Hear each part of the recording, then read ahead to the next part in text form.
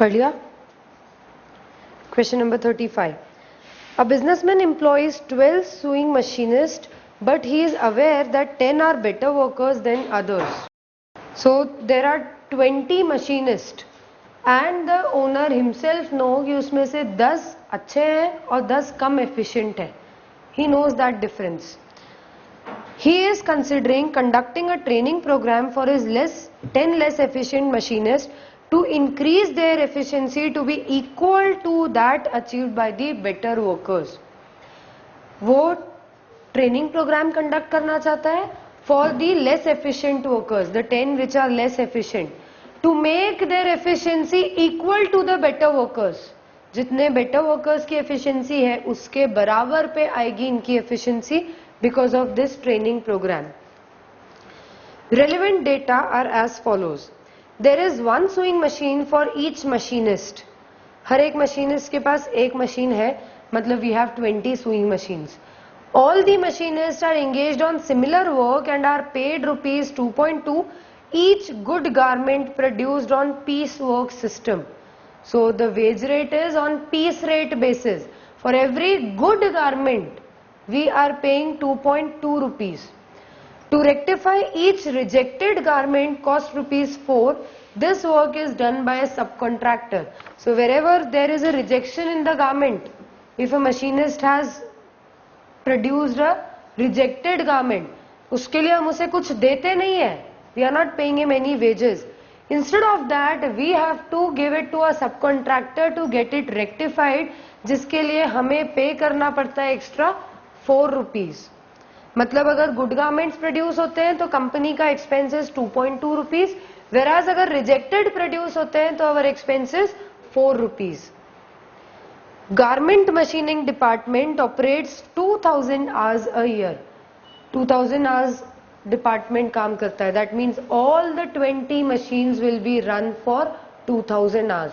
Total 40,000 hours हमारा काम होता होगा. Average output per machinist on the basis of all the 20 machinists is 12 good garments with 1 rejected per worker per hour. This is the average output for all the 20 machinists. जो अच्छे हैं जो खराब है सबको मिला के अगर हम 20 वर्कर्स का एवरेज आउट करें काम तो they are producing 12 good garments and 1 rejected garment in every single hour. However, 10 less efficient machinists average only 10 good garments with 1.5 rejected per worker per hour. अगर हम सिर्फ लेस एफिशिएंट वर्कर्स का average निकालें तो it comes out to be 10 good garments plus 1.5 rejected. Total 20 workers का average दिया है, 10 less efficient workers का एवरेज दिया है. So you can calculate the balance average for the 10 good workers. दोनों का डिफरेंस लेके आप बेटर वर्कर्स का एवरेज आउटपुट फाइंड कर सकते हो. Then depreciation of each sewing machine is rupees 10,000 per year and the variable cost of power, cleaning and preventive maintenance is rupees 5 per hour per machine. एक machine का दिया हुआ है ये. ऐसी हमारे पास 20 machines हैं. So we will have to incur cost for those 20 machines. Fixed production overhead other than depreciation is rupees 20 per machine hour. Again this is based on machine hours. Selling price per garment is rupees 18 and the direct material cost per garment is rupees 12. Selling price दिया है 18, direct material cost दिया है. Training will not reduce productive hours. So productive hours अभी भी इतने ही होंगे. Although there is a common sense कि अगर आप ट्रेनिंग दे रहे हो वर्कर्स की प्रोडक्टिविटी बढ़ेगी तो वो ज़्यादा यूनिट्स कम ही आवर्स में प्रोड्यूस कर पाएंगे. उनकी प्रोडक्टिविटी बढ़ेगी तो उनका आइडल टाइम रिड्यूस होगा. बट बोला गया है कि even though we are providing training even then we will have the same number of this productive hours. हम तभी भी उतने ही घंटे काम करेंगे. There is no problem in selling the increased output. Output बढ़ेगा. पहले आप 40,000 आवर्स काम कर रहे थे, अभी भी आप 40,000 आवर्स ही काम करोगे. But there is training being provided जिससे हमारे लेस एफिशिएंट वर्कर्स भी बेटर वर्कर्स की कैटेगरी में आ गए. तो उनका आउटपुट डेफिनेटली बढ़ जाएगा। बोला गया है उस एडिशनल आउटपुट के लिए भी we have sufficient demand, we will be able to sell that also. Required, prepare a statement of comparative cost for the better workers and less efficient workers excluding material cost. Material cost को छोड़ के बाकी के सारे cost का आपको comparative statement बनाना है better workers और लेस एफिशिएंट वर्कर्स में। Find out benefit derived over a 1 year period if rupees 1 lakh is spent on a training course for the less efficient workers to match the efficiency of the better workers. Benefit हमें निकालना है। Workers को training देने के लिए अगर हम 1 lakh rupees का कॉस्ट इनकर करें तो उससे नेट बेनिफिट हमें कितना होगा। Question is clear? Do the first part. हाँ, पूरा डिपार्टमेंट 2000 आवर्स काम करता है। So like if I am taking a lecture of 3 hours, आप सबने 3-3 घंटे पढ़ा है। ओके, अगर हम यहाँ पर बैठ के कोई काम करें, से we are doing some painting or some any work or say we are doing the sewing work, हम 3 घंटे के लिए यहाँ पर काम करते हैं, तो भले डिपार्टमेंट 3 घंटे चल रहा है, इंडिविजुअली आपने हर एक ने 3-3 घंटे काम किया, मतलब प्रोडक्शन टोटल कितने घंटों का हो गया? सपोज इफ यू आर 10 और आप 3-3 घंटे काम करते हो तो 30 आवर्स का प्रोडक्शन हो गया। Okay, try the first part, comparative statement बनाइए। Yes, correct. Materials you have not considered ना? नहीं किया ना? Something is wrong. Question number 35. A businessman employees, हम question तो पढ़ चुके हैं ना पूरा? Okay. So we just have to make the comparative cost, better and less efficient workers, and this will be excluding the material cost.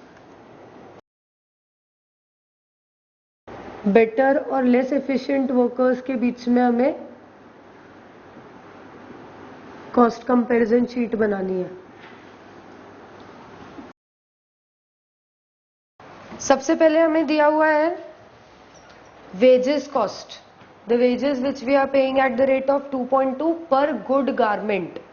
सो पहले हमें निकालना पड़ेगा ये लोग कितने गुड गारमेंट्स और कितने रिजेक्टेड गारमेंट्स प्रोड्यूस कर रहे हैं, so that we can put in the cost of good garments as well as the cost of rejected garments. Okay, so we'll make a working note जिसमें हम calculate करेंगे number of good garments and rejected garments produced या quantity of production.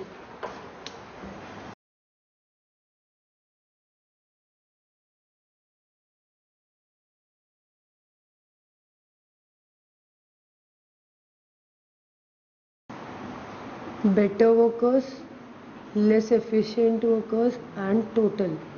हमें दिया हुआ है total workers का average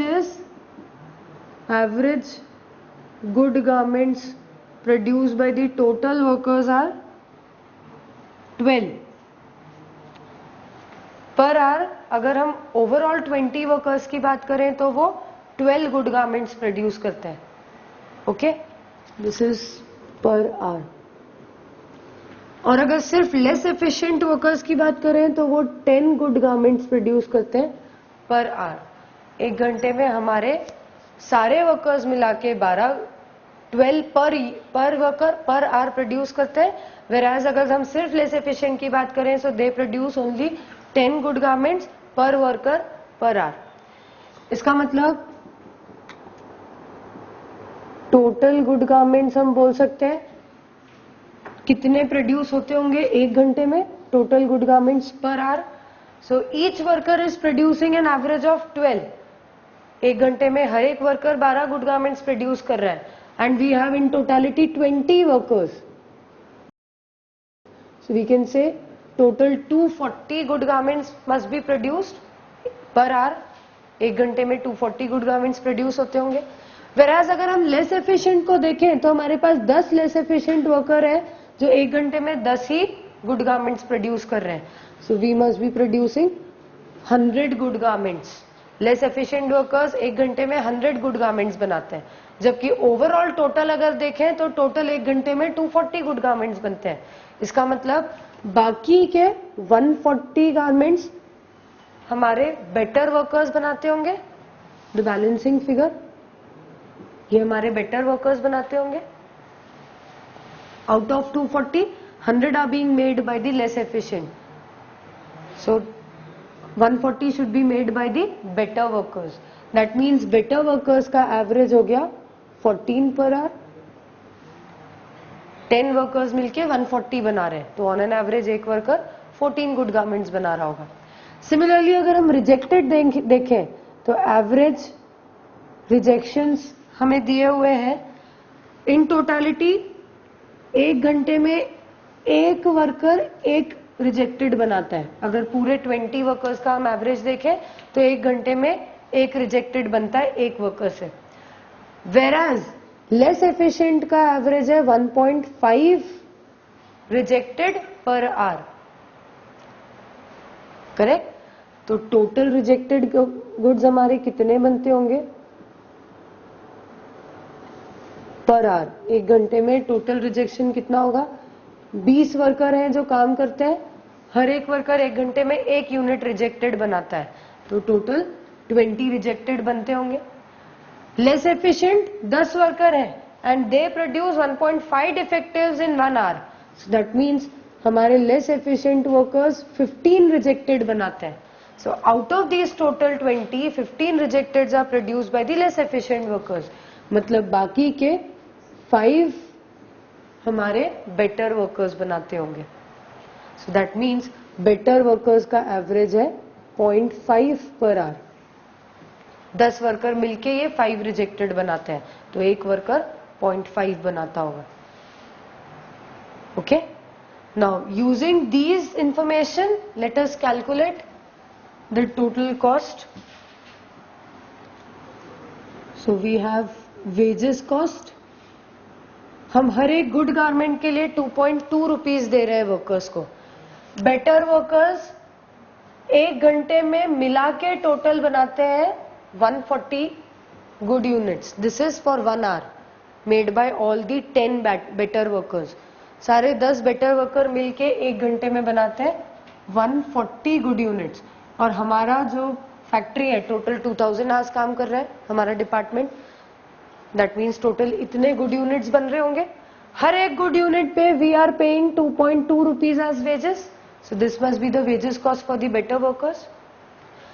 Similarly for less efficient, so less efficient workers, all the 10 they together produce 100 good units in 1 hour, and we have total 2000 hours worked by all the 10 workers. Again the wage rate is 2.2 rupees per unit. कितना है? 616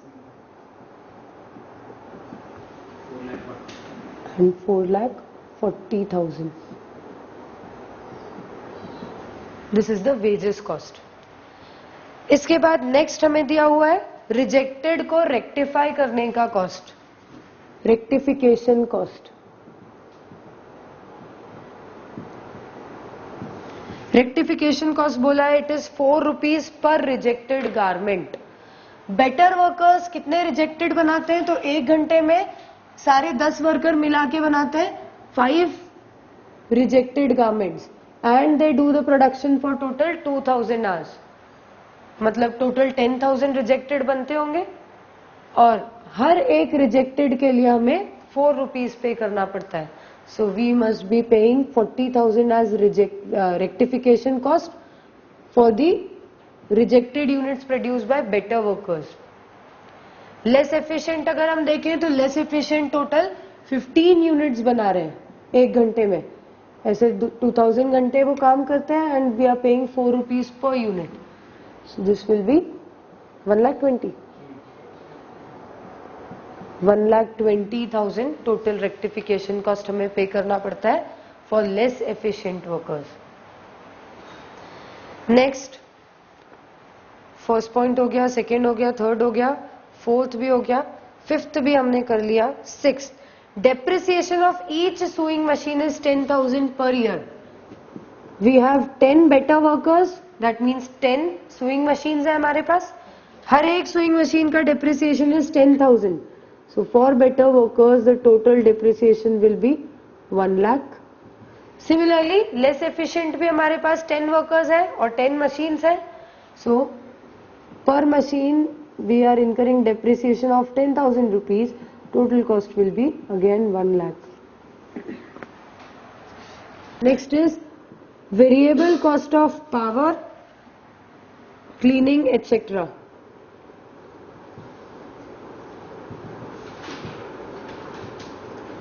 इसका cost बोला गया it is 5 rupees per hour पर machine. एक machine 1 घंटा चलती है तो 5 रुपीज का ये सारा कॉस्ट हमारा लगता है. We have 10 machines for better workers. Each machine has been run for 2000 hours and per machine we are incurring 5 rupees as this cost. So total cost incurred will be again 1 lakh. Similarly for less efficient workers, again we have 10 machines, we have 2000 hours per machine and we have 5 rupees per machine hour. So यहाँ पर भी the cost shall be 1 lakh rupees only. Next, fixed production overheads other than depreciation is 20 per machine hour. So other fixed overheads.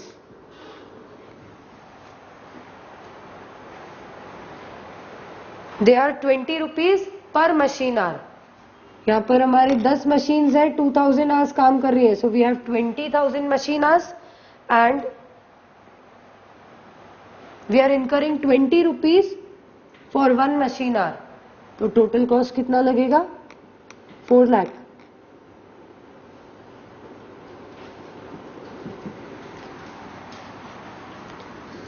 Less efficient के लिए भी उतना ही होगा. 10 workers 2000 hours per hour we are charging 20 rupees. So 4 lakh. You can even ignore this fix cost. आप इसको ignore भी कर सकते हो आप चाहो तो, considering it to be common for the entire enterprise, not related to machinist. Just you will have to write a note. Then we have selling price, we have direct material cost. तो material cost तो हमें यहाँ consider करना नहीं है और हम cost का statement बना रहे हैं तो selling price भी नहीं आएगा. That's it. इतने ही cost हमें दिए हुए हैं. So these will be the total cost for better workers and for less efficient workers.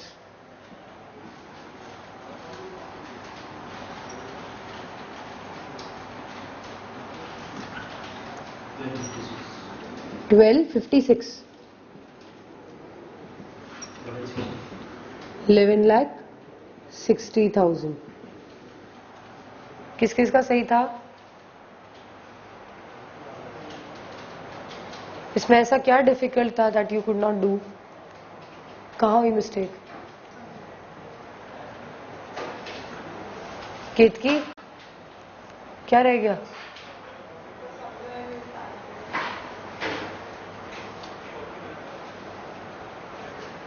These are the total cost. ये हो गया हमारा कॉस्ट का स्टेटमेंट. अब सेकेंड पॉइंट से हमें बोला है अगर हम 1 लाख रुपीज ट्रेनिंग के लिए इनकर करते हैं, in that case what will be the benefit derived in 1 year. आप अगर 1 लाख रुपीज में ट्रेन करते हो तो your less efficient workers shell become your better workers. ये भी 10 है, ये भी 10 है. इसका मतलब जो इतना कॉस्ट लग रहा था अब इन वर्कर्स, अब ये वाले वर्कर्स हमारा इतना कॉस्ट लेंगे आफ्टर ट्रेनिंग. ये लेस एफिशिएंट वर्कर्स जो अभी तक इतना कॉस्ट लगा रहे थे 10 वर्कर, वो 10 बेटर वर्कर के बराबर बन जाएंगे. जो ऑलरेडी बेटर है वो तो वैसे ही रहेंगे, उनमें there will be no change. The change is only coming for the less efficient workers. Now these will also be transformed into better workers. इसका मतलब ये ट्रेनिंग देने से हमारा ये वाला कॉस्ट बढ़ रहा है, इसी के साथ में हमारा आउटपुट भी बढ़ेगा. अभी तक जो आउटपुट हमारा लेस एफिशिएंट वर्कर्स का इतना होता था, now that output will shift to this structure. इस तरह से हमारा आउटपुट होगा तो अकॉर्डिंगली हमारे सेल्स में भी चेंज आ जाएगा. वील हैव इंक्रीज्ड सेल्स क्योंकि क्वांटिटी हमारी बढ़ गई है. जो पहले 100 यूनिट्स बनाते थे गुड, अब वो 140 गुड यूनिट्स बना रहे हैं. So definitely our sales will also increase. तो लेस एफिशिएंट से बेटर होने पे there will be an increase in sales, revenue बढ़ेगा. साथ में हम देख रहे हैं ये कॉस्ट भी कुछ बढ़ रहा है. 1160 से ये 1256 हो जाएगा. 96,000 से हमारा कॉस्ट भी इंक्रीज हो जाएगा. प्लस 1 लाख रुपीज का हम एडिशनल कॉस्ट ट्रेनिंग पे इनकर कर ही रहे हैं. So we have to consider everything and find the net benefit involve. कितना नेट बेनिफिट होगा. So let's see the second point.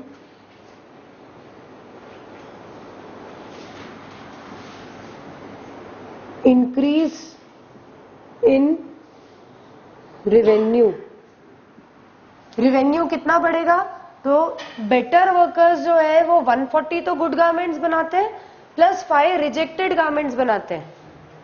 ये रिजेक्टेड गारमेंट्स को भी रेक्टिफाई करके हम बेचते ही होंगे, अदरवाइज क्यों हम रेक्टिफिकेशन कॉस्ट इनकर कर रहे हैं. हम रेक्टिफिकेशन कॉस्ट इनकर कर रहे हैं, इसका मतलब हम इनको भी सेल आउट करते हैं. That means we are selling total 145 units. Better workers हर एक घंटे में 145 यूनिट सेल करते हैं, जबकि less efficient workers 115, total 115 unit sell करते हैं. This is per hour. That means there is an increase in sales by 145 minus 115. This is on hourly basis. हर घंटे में हमारा इतना सेल बढ़ जाता है. दैट इज 30 यूनिट्स का हमारा सेल बढ़ता है. We have total 2000 hours. ये भी 10 वर्कर का ही है, ये भी 10 वर्कर का ही है, तो हमें उसमें कोई एडजस्टमेंट नहीं करना. अगर ऐसा होता है ये 8 ही थे बेटर वर्कर्स और ये 10 थे, तो हमें प्रोपोर्शनेटली फिर हर चीज में चेंजेस करने पड़ते हैं. But since better workers are also 10, less efficient are also 10, हम डायरेक्टली उनको कंपेयर कर सकते हैं. टोटल मिला के बेटर वर्कर्स इतना प्रोड्यूस करते हैं, लेस एफिशिएंट इतना प्रोड्यूस करते हैं एक घंटे में. So there will be an increase in production per hour by 30 units. तो 22,000 आवर्स में हम टोटल 6,000 और 60,000 एक्स्ट्रा यूनिट्स बनाएंगे. And we are selling each unit for, selling price is 18. Each unit is being sold for 18 rupees. तो extra में इनसे कितना revenue मिलेगा.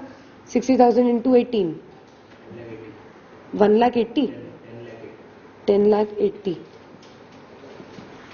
इतना हमें एडिशनल सेल्स रियलाइज होगा. जैसे क्वांटिटी बढ़ी है, हमारा वेरिएबल कॉस्ट जो मटेरियल है, मटेरियल कॉस्ट वो भी इंक्रीज हो जाएगा, which is related to output. वो मटेरियल कॉस्ट भी हमारा बढ़ जाएगा. इन द सेम वे जितना आउटपुट बढ़ेगा उतना ही मटेरियल कॉस्ट भी बढ़ेगा. So increase in material cost. पहले हम 115 यूनिट्स बनाते थे, इस पे मटेरियल कॉस्ट लगता था. अब 145 यूनिट्स बना रहे हैं, तो मटेरियल कॉस्ट भी इसी से ही रिलेटेड लगेगा.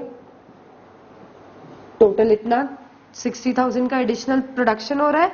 हर एक यूनिट पे हम 12 रुपीज का मटेरियल कॉस्ट इनकर कर रहे हैं. सो एडिशनल 7,20,000 का हमारा मटेरियल कॉस्ट हो जाएगा. ओके क्योंकि इधर हमने मटेरियल कंसिडर नहीं किया था, तो हमें अलग से कंसिडर करना पड़ा. इसके अलावा मटेरियल के अलावा बाकी के जितने भी कॉस्ट है, क्योंकि हमारे नंबर ऑफ आवर्स चेंज नहीं हो रहे हैं, स्पेसिफाई किया उन्होंने प्रोडक्टिव आवर्स आर सेम, तो आर्ली बेसिस पे जो भी वेरिएबल कॉस्ट आपके लग रहे हैं ना, वो उतने ही रहेंगे. आर्ली बेसिस वाले जो भी वेरिएबल कॉस्ट है वो सब उतने ही रहेंगे. मतलब जो बेटर वर्कर्स के ऑलरेडी इनकर किए जा रहे थे अभी भी उतने ही रहेंगे. This cost structure will now be applicable. Instead of this one will be applicable. तो अब हमारे कॉस्ट 11,60,000 से बढ़ के हो जाएंगे 12,56,000. Increase in other cost.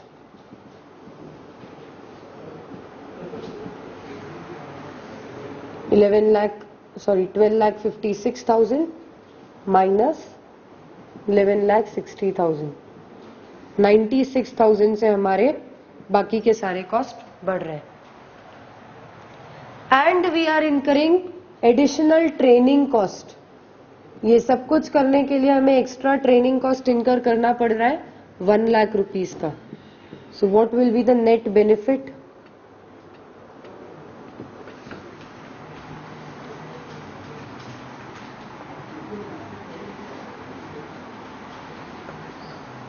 Training देने से नेट कितना हमें बेनिफिट मिलेगा. 3,60,000. 1,64,000.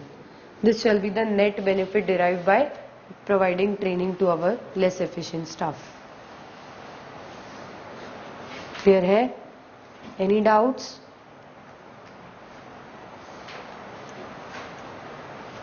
That's all for today.